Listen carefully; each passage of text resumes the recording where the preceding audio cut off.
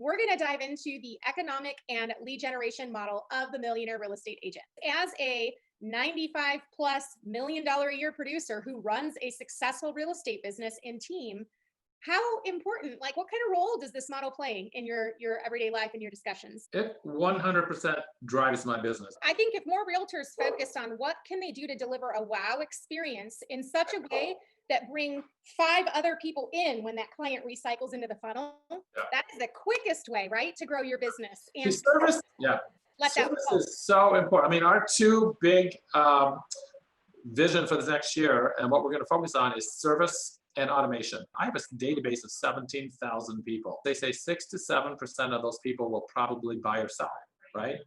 And so we want to really start automating. Most people are sitting on the production that they need. They're just not mining those relationships to make sure that they're there when they need to be of service.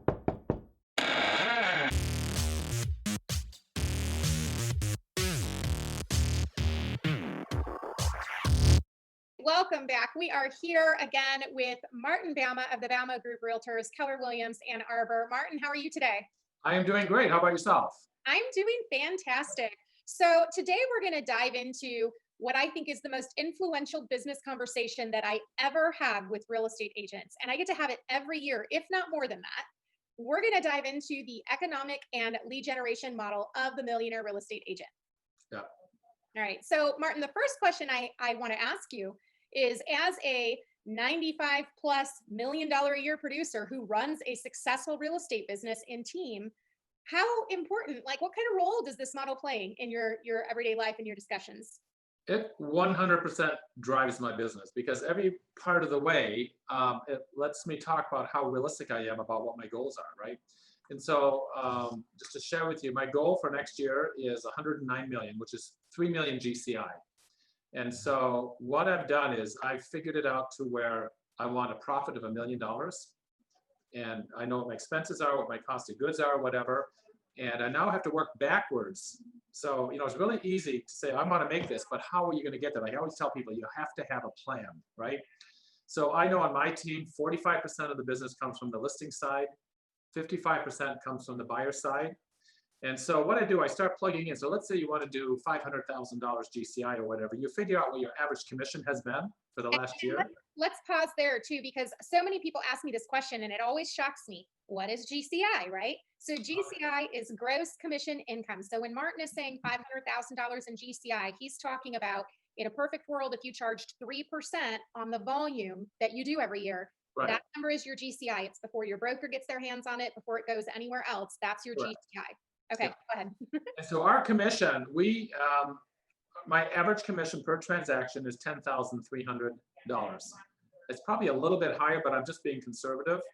And so when I divide that into 3 million, that's 291 units, okay? And so what you do, you start breaking it down, and it actually becomes pretty simple. So just to take it down the listing side, 45%. So in order to do that on the listing side, we need 131 closed listings for the year, which is an average of 11 closed listings per month.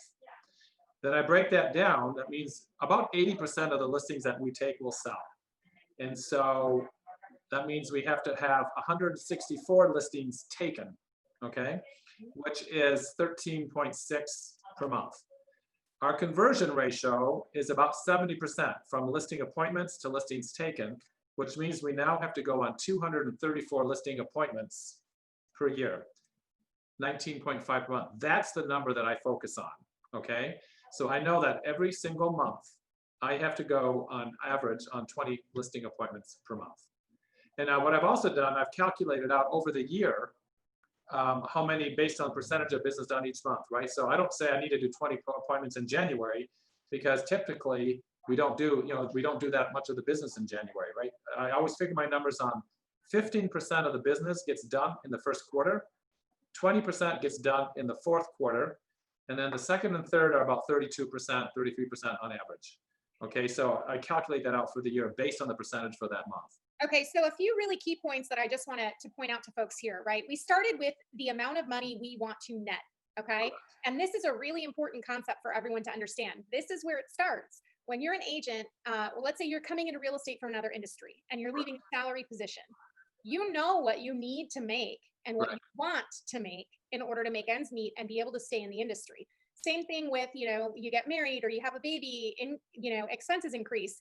You should know what you need to make and what you want to make. And that's where we start. And then we reverse engineer it backwards. Yeah. Now, And to go a step further, I start with profit first. Gary's way says, what do I want to profit this year? And so I built the model around that, right? And so I've done my whole budget and the structural model and everything. So if we follow this plan, that's what my profit will be next year. Now, what profit, just to ask you, what profit margin are you using? Because I know when you kind of go default, you start with 40%, but it's different when you get into big businesses. When you get into a big team, this will be about 33, 34%. Which Okay. I'll tell you what, because I have a lot of friends in the business, and I know with the big teams, there's a lot of puffery going on. When you start getting with a big team, much over 25, 30%, you're doing a really good job. I mean, there are some people that have, really high, when you're dealing with an average sale price of 1.5 million, whatever, of course, it's much easier to accomplish that. But so mine will be about 32, 33%. So that's why we were looking at a total GCI of 3 million. 33% of that would be your net $1 million, which, by the way, when you hit that milestone, I want to be the first one there with a bottle of champagne. I'm so excited. Yeah. Okay. The other thing I want to point out that is involved in all of this are the conversion rates, right? And you mentioned that. So you need to know your own conversion rates, but you can also use industry defaults if you're new to the industry by looking at board data, I would guess would be the best, indicator. So how many listings need to be taken in order to close that listing? How many appointments do you need to go on in order to sign so many listings? So those are called conversion rates, and they're the step in between, they're the variables in between the numbers you get. And those are the numbers you have to really, I know what mine are, right? Just from years of experience. And I'm always a little bit on the conservative side. Like, for instance, 80% of our listings, there were times when in the last couple of years, it was like 95% of listings sold, right? And we'll probably be higher than 80%. But again, I'm hedging just a little bit just to be comfortable. Conversion ratio from listings to appointments taken. And that this year it's been a little bit lower. It's been about 65%, but because we have a lot of sellers that want to move, but they can't find something. So we've had extenuating circumstances that really don't have anything to do with our presentation or whatever, but it's based on circumstances, right? So we go on the appointments or the sellers are overly exuberant about their price, and we're not losing them to other agents, but they're not listing. So that number I pushed up a little bit to 70%, which is where we normally are, even though this past year it was more like around 65% because of the situation. What I love about what you just said is that you guys even make a distinction between listings that you didn't get that went to another agent and listings that you didn't get, but they never listed with another agent. Because there is a big difference, right? And the one thing that I always like to bring people back to is if your conversion rate is lower in terms of the appointments you're going on and how many of those people sign with you, the remedy typically is script practice and role play, right? Like that's how you increase your conversion rate. But there is a difference between, if they just don't list at all, then perhaps it's not a script practice issue. Right. No, it comes a follow-up issue, right? Because those people go onto my warm list. And so I have this huge list of people that I'm staying in touch with. And I'm doing, not just email, but I'm calling, hey, just checking in to see how things are going. I want, this house just sold in your neighborhood and blah, blah, blah. Because one of the things that did happen, because sellers are saying, oh, it's a seller's market, it's a seller's market price. So we do get a lot of clients, or not a lot, but we have people say, hey, the market's really hot right now, and they're very unrealistic about their price, right? And so, but no, we definitely distinguish between the two because I don't feel that I've lost a listing if they don't do something, right? Mm-hmm. Especially if you nailed your presentation, you've nailed your follow-up, you didn't let it slip through. All right, so I've got a question for you because I think it's a lot easier to conceptualize this idea. And there are two end results with the economic model and the lead gen model. The economic model is going to tell you how many units you need to sell, right? Which is what we just nailed down with you. Yeah. Then you can look at how many are on the buy and the sell side. The lead generation model takes the number of units you need to sell and figures out how many people you need to convert from your database, the people you know, and if you have enough people even to hit your number, and if you don't, how many do you need to meet and add and stay in relationship with? And that's where we have the structural model, right? And that's how my team is laid out. So I'm looking at, I have to do 291 units, and do I have the people on board for that, right? And so I have 3 buyers agents on board right now. One of them wants to do 60 units next year. One wants to do 50. The other one wants to do 36. So on the buyer side, we need 24 more units. And Mm. I'm very confident the people who said 1650 will definitely, and even when you said 36, will hit those numbers because those numbers were almost hit by them this year. So we need one more buyer's agent, right? I got to find that person soon because we need another 24 units. Yeah. And I love what you said there is that they set their goal. They told you what they wanted to do. You audited that for realistic, you have to make sure it's a realistic goal. And you realized there's a gap. And instead of turning around to your agents and saying, hey, y'all need to pick up 8 more units each, you realized, oh, I need to bring on and build up another buyer's agent. So you're setting a collective goal. You're each setting individual goals. And then you feel that identifies for you when you didn't need to bring in more talent. Correct.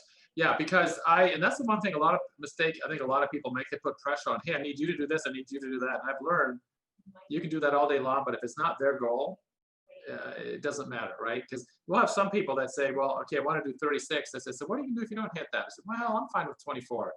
That means they're really ready to, they want to do 24 because they'd be content with that, right? And you simply can't have that. And so, I love it. Was that Mary Jo?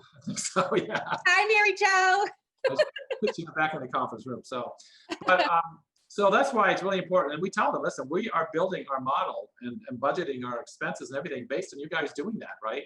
So be honest with your number. And we're holding you accountable to that. We have your permission to hold you accountable to hitting that number, right? Because the team is reliant on them actually hitting. Oh, absolutely. Yeah. Your profit is reliant on that, right? Completely. Yeah. So that's where, that's how you use the structural model, make sure that you're realistic there, right? We realize very much we are short one buyer's agent. And also on the listing side, we need 164 listings, which that's about 80 a piece. And Mary Jo and I both do listings. So I don't want to get full-time until I want to be able to work on the business a lot more than doing listings. So we're also realizing we can do that, the two of us together, but my business will not grow as much if I stay in listings that heavily, right? So that we're also realizing that we need to add another listing specialist next year, hopefully in the beginning of the year sometime. And so that's where I know that my economic model, we got to figure out the structural model. We know where we have to go, right? And it's very clear. And then the lead generation model is, do we have the leads necessary to generate that, right? And so what I've done, I know exactly how many leads it takes. Keep in mind, we get 65% of our business from people that know us, past clients, referrals from past clients, referrals from realtors, vendors, other realtors in the community, even if they have difficult sellers or they haven't been able to sell their house. You'd be surprised. We get probably about 10, 12 listings a year that way. And so I've laid it all out this year. I said, hey, last year, these leads got us this. Now, what are we going to do? So I looked at each category one by one. I said, listen, you know what? We can tweak this 5%. We can tweak, because we got to get, we're going from 95 million to 109 million. So we're increasing it by about 15%. I think it's about 15%. Yeah. And so I looked at all those lead sources and what can we do to increase them 15%? And it's amazing. One of my coaches told me a long time ago, if you want to grow your business by 20, 25%, we're all looking for this great big thing that's going to do that, right? But he says, it's a lot easier just to tweak, hey, 5% here. If I look just even on the referral side, right? If we communicated much better with our clients, that the fact we can refer them, their friends or family anywhere in the country, and if we communicated very well with the agents who refer us business, so we get a really good reputation for that, we could easily tweak that 10% or, what I mean? So that's what we did. Yeah, I think if more realtors focused on what can they do to deliver a wow experience in such a way that bring 5 other people in when that client recycles into the funnel, that is the quickest way, right, to grow your business. And service, service is so important. I mean, our 2 big vision for the next year and what we're going to focus on is service and automation, right? And there's so many things that we do so backwards, right? And we want to start automating a lot of things. I have a database of 17,000 people. And granted, some of them are people we've never met, but the bottom line is they say 6 to 7% of those people will probably buy or sell, right? And so we want to really start automating, especially through Command now. We're slowly integrating Command and setting up, not action, what do they call them? Not action plans, but there's another word. They're called smart plans. Smart plans, that's right. And so that's how we work. So I worked out the lead generation system, and that's in place to support where we want to go. Yeah, and I just looked at your 17,000. Even if you captured 5%, you would well exceed all of your goals. So right. That's really what I've been trying to help people understand is if we look at the number of people that you have information on, you've got their name and you've got a piece of contact info. Right. Most people are sitting on the production that they need. They're just Right. not mining those relationships to make sure that they're there when they need to be of service. Oh, absolutely. Absolutely. Yeah. All right. Well, thank you so much. You know, you all got to hear Ruby in the background today. Thanks so much, Martin, for tuning in and, you know, helping us understand the importance of these models. Anything else that you want to say to folks about the importance of these models? No, it's my guiding light, right? You know, one thing I always tell people, the best way to, it's just like my goal, my guiding light. So it's like I'm at a room and this thing is on the far end of that room, right? And my goal is on the other end. And you know, a lot of times if the room gets smoky, we don't know how to get to where we're going. But this is the thing that just keeps me focused. It's the rope that gets me to my goal, right? And if we don't have this, we're going to start drifting all over the place. And so that's sort of how I explain it. It's the one thing that I just focus on, no matter what's going on, a good day, bad day. Say, Martin, 234 listing appointments this year. What do I have to do today to get there? So really, it gives you the focus you need. Yeah, absolutely. And I think it helps you front load your day too. Like I went into today saying, today will be successful if I book 3 appointments. Yeah. That would be a successful day to me. If I don't do that, it's not a successful day. And I'll have a harder tomorrow. That's right. So that's a all lot. right. Well, thank you so much, Martin.